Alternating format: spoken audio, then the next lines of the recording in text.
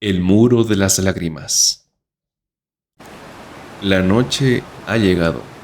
El día queda atrás. No hay prisa ahora. Puedes dejar que el cuerpo descanse mientras la mente escucha sin esfuerzo. Esta es una historia real. Ocurrió en un lugar lejano del continente, rodeado de agua, de viento, de silencio.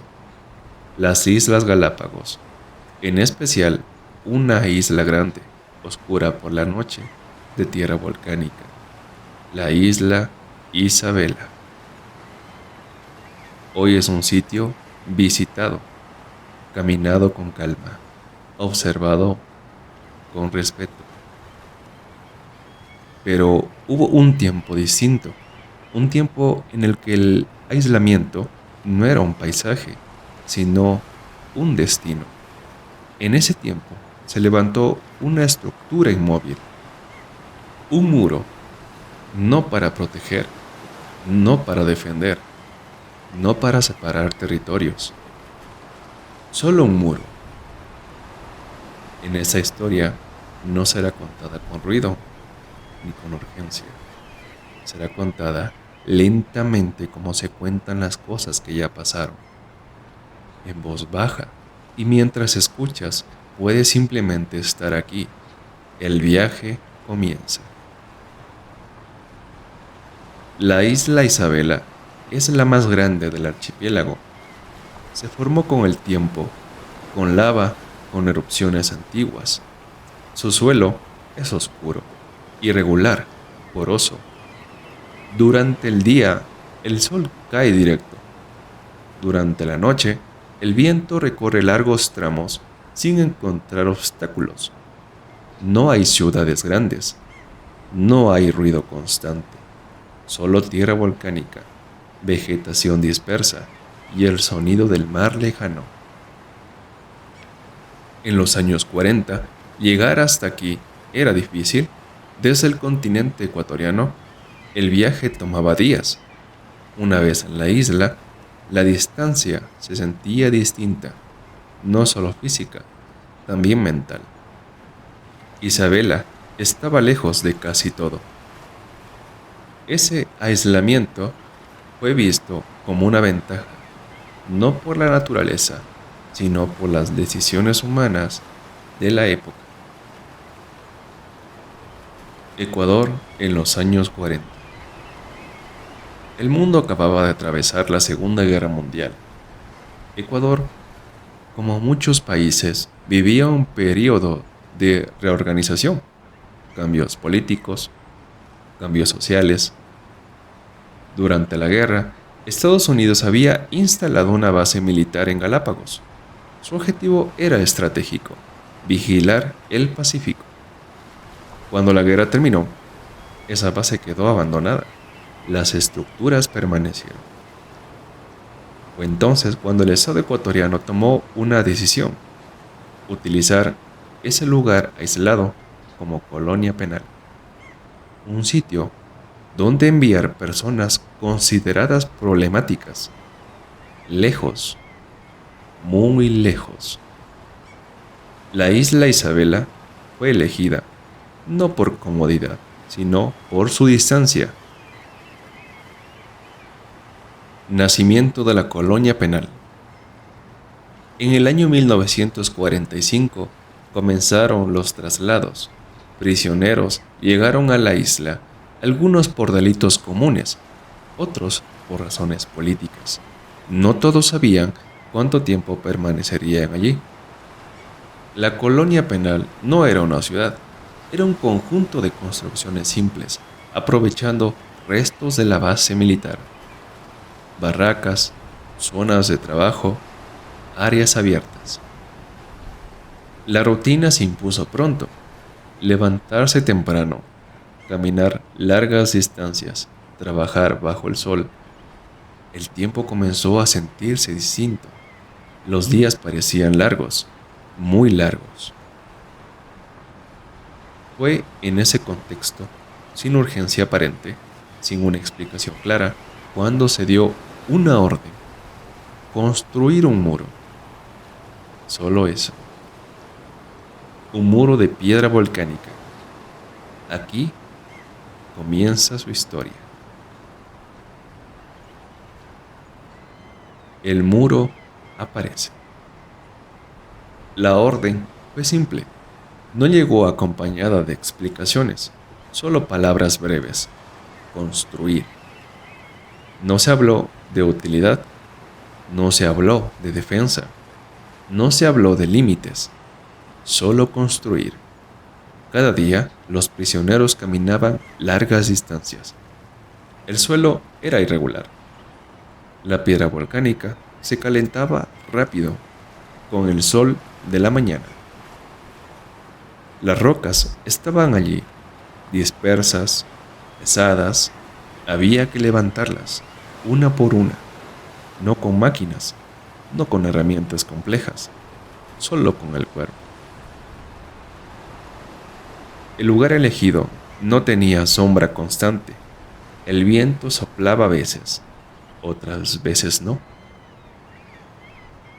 El silencio era amplio, solo pasos, respiraciones, piedra contra piedra. El muro empezó bajo.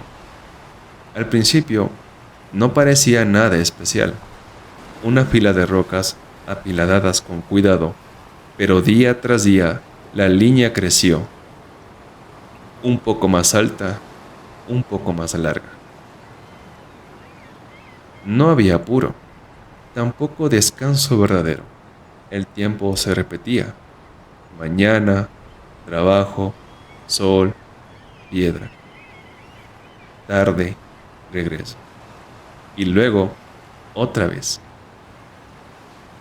Así, sin anuncio, sin ceremonia, el muro comenzó a existir. Materiales y dimensiones.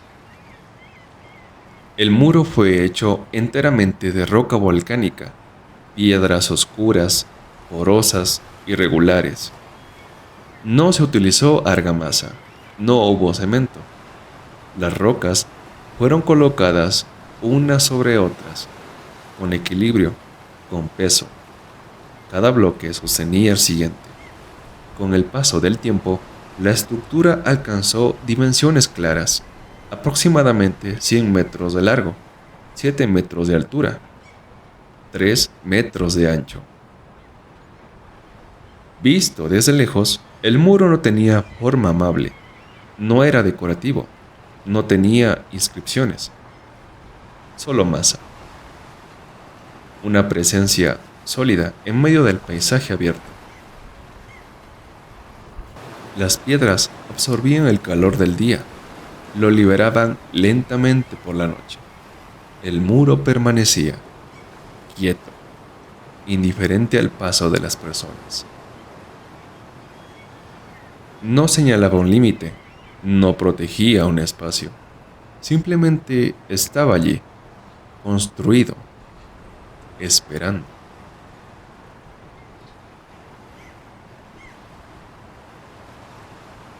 El trabajo diario. El día comenzaba temprano, antes de que el sol estuviera alto.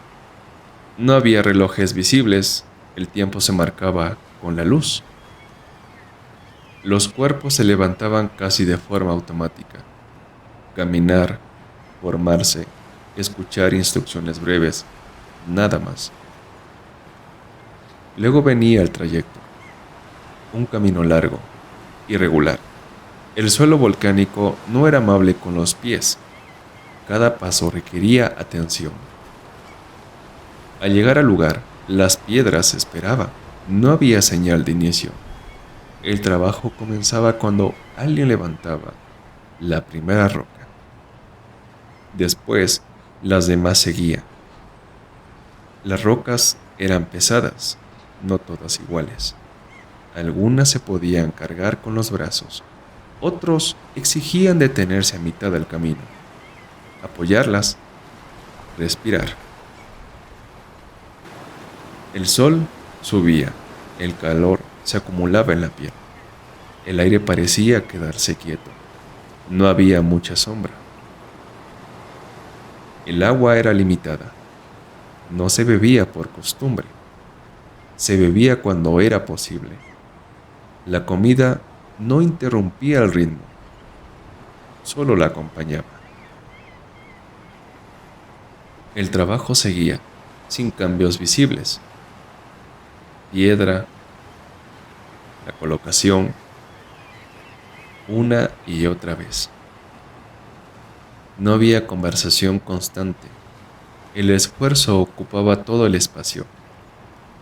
A veces, solo se escuchaba la respiración propia o el sonido seco de la piedra al caer.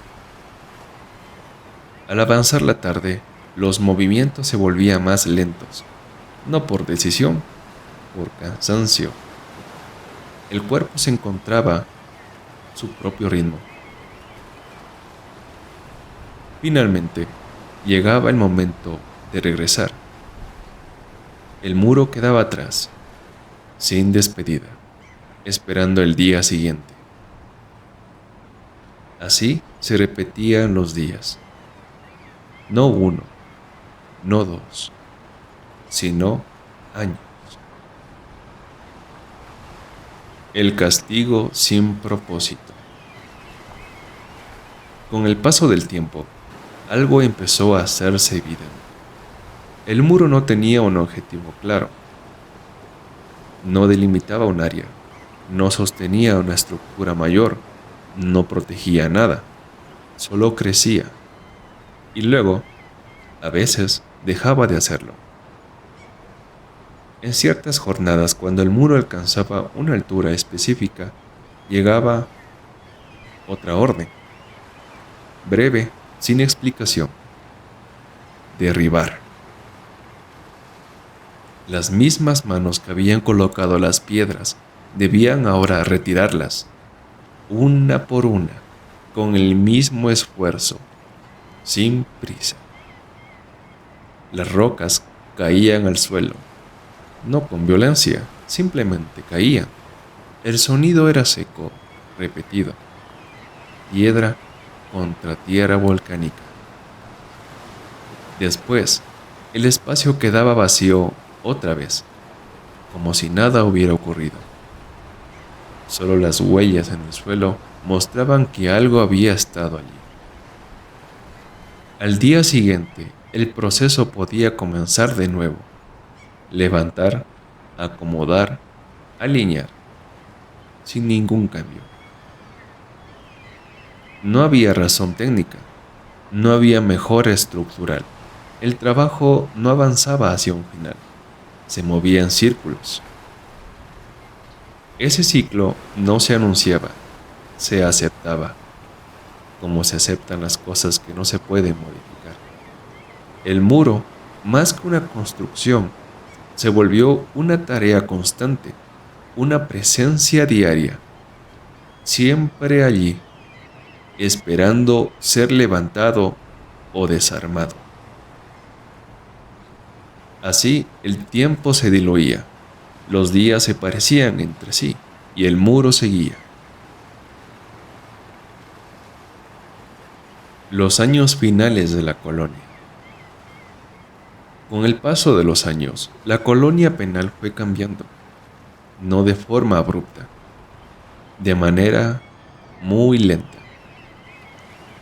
La década de los 50 avanzó sin anuncios. El mundo exterior seguía su propio ritmo. El Ecuador también cambiaba. En la isla, el sistema comenzaba a mostrar desgaste. Las instalaciones se envejecían. La organización era cada vez más frágil. El aislamiento seguía siendo el mismo. Algunos prisioneros llevaban muchos años allí. El tiempo se volvía difícil de medir. Las fechas perdían claridad. Solo quedaba la repetición. La disciplina continuaba, pero ya no era firme. Había menos control, menos recursos. El muro seguía en pie, a veces intacto, a veces incompleto, siempre presente. Los días transcurrían con una calma tensa. No ocurría nada visible, pero algo se acumulaba de forma silenciosa. El cansancio no era solo físico, era profundo, una sensación extendida en todo el lugar. La colonia penal ya no cumplía su función como antes. Se sostenía por costumbre, no por convicción. Así, el final comenzó antes de ser anunciado. El origen del nombre. Con el tiempo, el muro comenzó a ser llamado de una forma distinta. No fue un nombre oficial, no apareció en documentos. Surgió de manera natural, entre quienes lo veían cada día, entre quienes lo trabajaban. Las condiciones eran constantes: el sol alto, el calor directo, el esfuerzo prolongado. El cuerpo se agotaba antes de que terminara la jornada. Algunos prisioneros no lograban adaptarse. El cansancio se acumulaba. Había caídas, accidentes simples, errores por fatiga. En ese entorno, las emociones no desaparecen, se vuelven silenciosas. A veces, se manifiestan sin palabras. El llanto no era constante, no era colectivo, era ocasional, breve, pero humano. Con el paso de los años, varios hombres murieron en la isla, algunos por enfermedades, otros por accidentes, otros por el desgaste extremo. No siempre cerca del muro, pero siempre dentro del mismo sistema. Así, el nombre comenzó a circular: el muro de las lágrimas, no como un grito, más bien como una constatación, una forma de nombrar lo que allí se vivía. El muro no guardó voces, no retuvo sonidos, pero el nombre quedó, pasó de boca en boca y permaneció. La sublevación de 1958. En el año 1958, algo cambió, no de forma repentina, fue el resultado de un proceso largo. La tensión no era visible, no se expresaba en gritos, se mantenía baja, constante, como el calor que no se va. La vigilancia era menor, la organización interna estaba debilitada, los recursos escaseaban. En ese contexto, un grupo de prisioneros decidió actuar. No hubo un anuncio, no hubo discursos. La sublevación ocurrió sin grandes enfrentamientos registrados. Los presos lograron reducir a los guardias, tomaron el control de la isla. No se trató de una ocupación prolongada, fue un momento breve, suficiente. Algunos prisioneros consiguieron embarcaciones, se alejaron de la isla, hacia el continente. No todos escaparon, pero el sistema ya no pudo sostenerse. La noticia llegó al país. La colonia penal había dejado de funcionar como se esperaba. El aislamiento, esta vez, no fue suficiente. El final estaba cerca. La clausura definitiva. Después de los hechos de 1958, la decisión no tardó en llegar. En el año 1959, el Estado ecuatoriano ordenó la clausura definitiva de la colonia penal en la isla Isabela. No fue un cierre ceremonial, no hubo actos públicos, la actividad simplemente cesó. Los prisioneros restantes fueron trasladados. Las instalaciones quedaron vacías. El movimiento humano que alguna vez existió se fue apagando. El muro permaneció, no fue desmontado, no fue modificado, seguía ahí. Con el paso de los meses, la naturaleza empezó a reclamar el espacio, lo que era suyo. El viento, el polvo, la vegetación lenta. La isla volvió a ser poco a poco un lugar silencioso. El aislamiento regresó, pero esta vez sin orden.